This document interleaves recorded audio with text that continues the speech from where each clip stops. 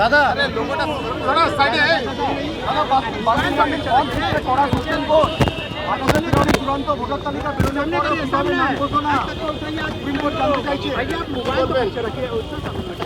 ওটা নির্বাচন কমিশনকে জিজ্ঞাসা করুন।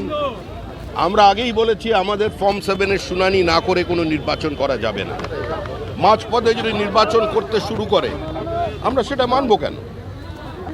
আমাদের যে ফর্ম বেআইনিভাবে পুলিশ স্ন্যাচ করেছে, যেটা তারা পারে না, এই কেন্দ্র থেকে আমাদের প্রার্থী অগ্নিমিত্রার কাছ থেকে যেভাবে পুলিশ ফর্ম ছিনিয়েছে, তার গাড়ির ভেতর থেকে ছিনতাই করেছে, তার হিসাব নিকাশ কে করবে? No SIR no vote.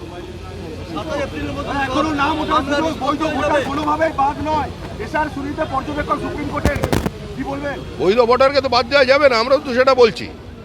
Trinamool Congress বেছে বেছে যে বুথে বিজেপি লিড পায়, গোটা উত্তর 24 পরগনা, হাওড়া, দক্ষিণ 24 পরগনায়, কলকাতা, বড়বাজারের একাংশ, আজকে সেখানে হিন্দু ভোটারদের নাম বাদ দিয়েছে, উদ্বাস্তু ভোটারদের নাম দিয়েছে।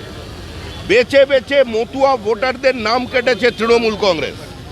তৃণমূল কংগ্রেস ফর্ম 7 জমা দিয়েছে হিন্দু ভোটারদের বিরুদ্ধে। তৃণমূল কংগ্রেস উদ্বাস্তু বিরোধী, মতুয়া বিরোধী, রাজবংশী বিরোধী, হিন্দু বিরোধী।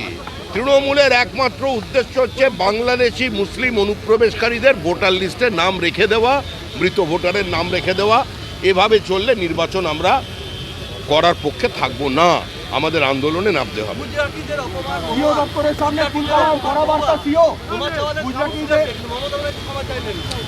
কে বলে যে মমতা ব্যানার্জি অপমান করেছে? সবসময় মমতা ব্যানার্জির বিরুদ্ধে বলাটা ঠিক নয়।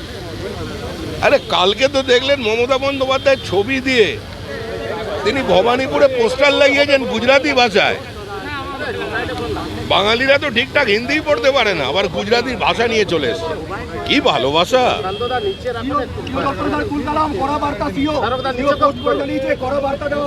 কে কোথায়?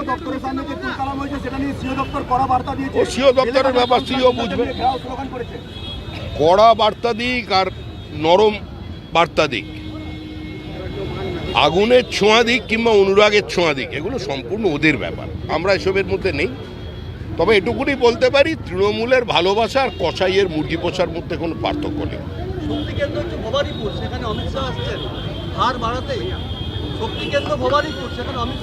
দেখুন, মুখ্যমন্ত্রী গতবার নন্দীগ্রাম থেকে নির্বাচনে জয়ী হয়েছিলেন।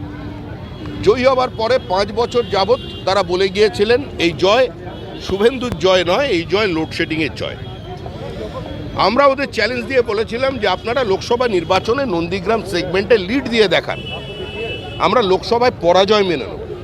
তারা পারেননি, তারপরেও আক্রমণ করেছেন। শুনলাম রতি মহারথীর আর দাঁড়াবে। কলকাতা থেকে বিভিন্ন কাউন্সিলর গিয়ে এলাকার দায়িত্ব নেবেন বলে সার্ভে শুরু করে দিলেন।